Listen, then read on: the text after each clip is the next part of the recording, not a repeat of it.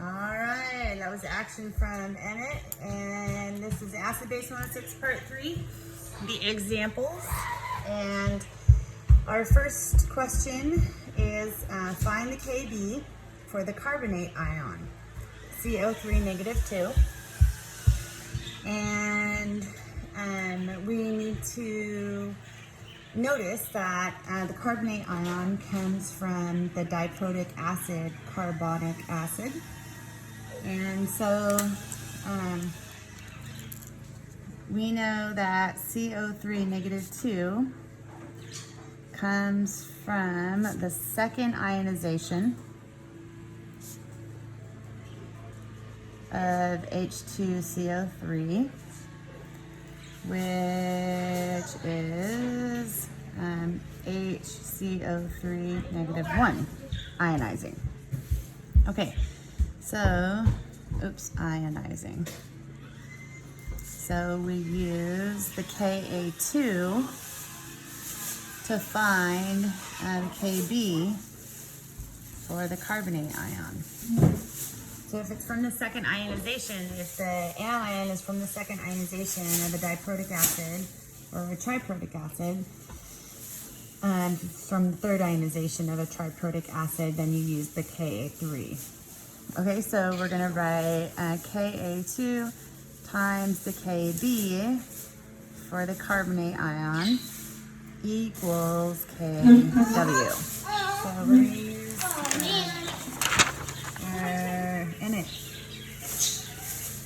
carbonic acid. You see that the Ka2 is 5.6 times 10 to the minus 11. So we're going to go 5.6 times 10 to the minus 11 times the Kb of the carbonate ion equals 1 times 10 to the minus 14. And then we'll solve that for the Kb of the carbonate ion. Where did my calculator go? Here it is. So, Kw divided by 5.6 second -11. And we get Kb equals 1.8 times 10 to the minus 4. Okay. Cool. And in example number 2, we're asked to find the pH and the pOH of a solution that is 0.750 molar in NaCN. So we would classify this as the first type of salt.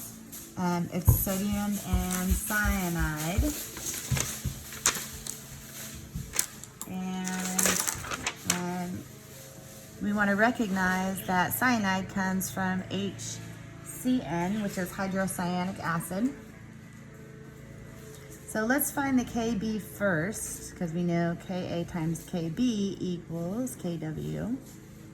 And we need to find the Kb for cyanide. And so we're going to use the Ka for hydrocyanic acid, which is right here, 4.9 times 10 to the minus 10. Is equal to 1 times 10 to the minus 14. And so we're going to solve for the Kb of the cyanide ion, because the cyanide ion is what's going to affect the pH where the sodium will not. So we're going to divide by 4.9 second E -10. And we get Kb of the cyanide ion is equal to 2.0 times 10 to the minus 5, which is cool. And we'll come back to that in a minute.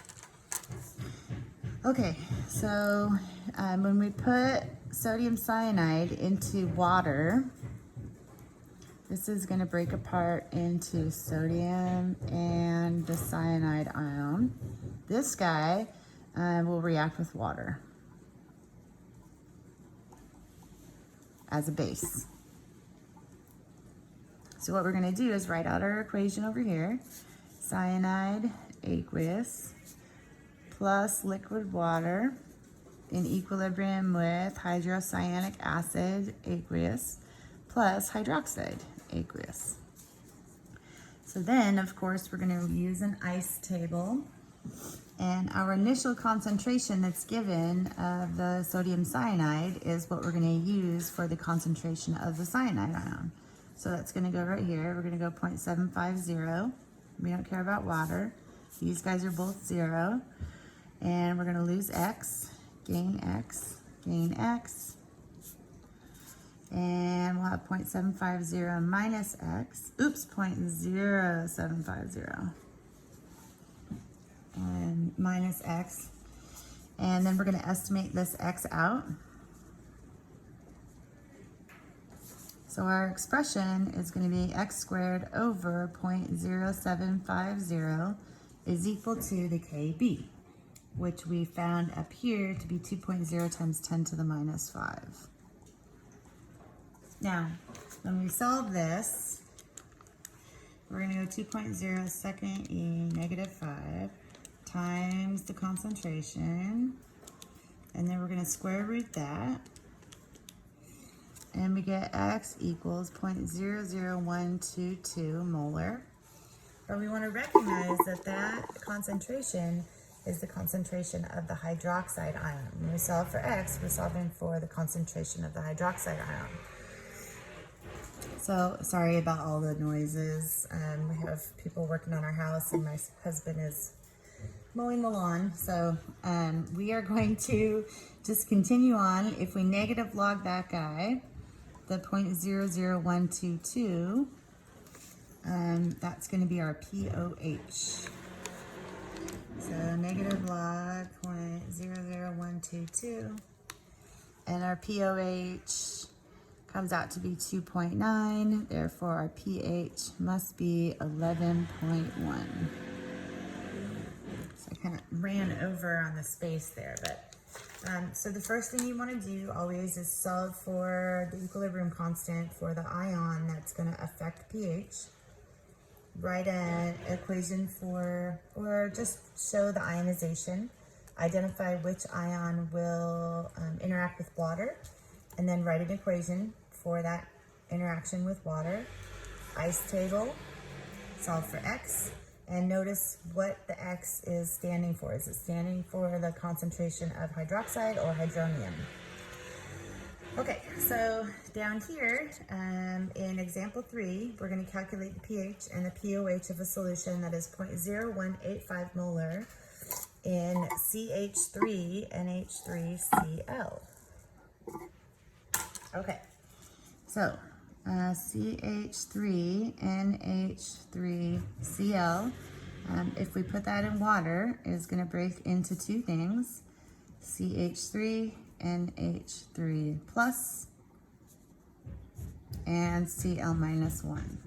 Okay, so as far as these ions go in solution, the chloride's not going to do anything, so we don't have to worry about this. But this is the conjugate acid of methylamine, so CH3NH2. So we'll react with water. So we're going to write an equation for that interaction. CH3NH3 plus aqueous plus water liquid, and that's going to be in equilibrium. We're going to take one of these hydrogens and we're going to make hydronium,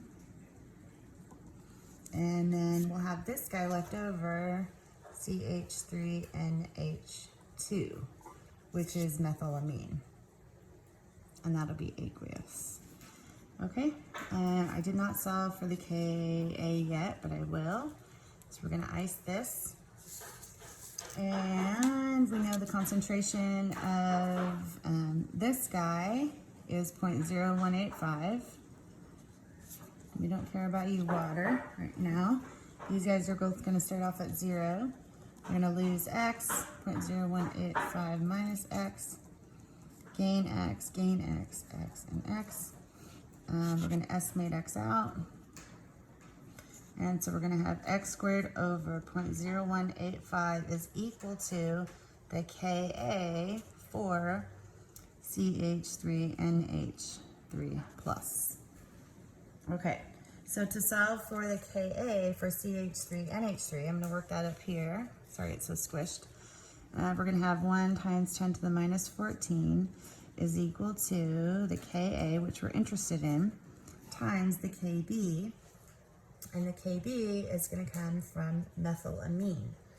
So we're gonna look on the back side of our thing here, look for methylamine, which is CH3NH2, and notice its Kb is 4.4 times 10 to the minus 4. So that's gonna go right here. And we're gonna solve for that Ka, 1.0 second E negative 14 divided by 4.4 second E negative 4. And we get our Ka equals 2.3 times 10 to the minus 11. Now that number, we're gonna go down here. So I did this a little bit out of order compared to what I did example 2. But the Ka is gonna be used to solve this expression. So if I solve for x here, I'm gonna go 2.3 second E negative 11 times the 0.0185, and then I'm going to square root that, and I get x equals 6.5 times 10 to the minus 7. Now, we want to remember that this x that we just solved for represents the hydronium concentration, okay? So if we negative log x, we're going to get pH. So I'm going to negative log second answer, and I get pH equals 6.2. Therefore, the pOH, 14 minus 6.2. Love you. Love you too, bud. You're doing a good job. Thank you. So our pH equals 6.2 and our pOH equals 7.8. Okay, that is it for part 3 examples. Hopefully that will take you through your worksheet. Okay, thank you. Hope you guys are doing good. Email me if you have any questions. Thanks. Bye.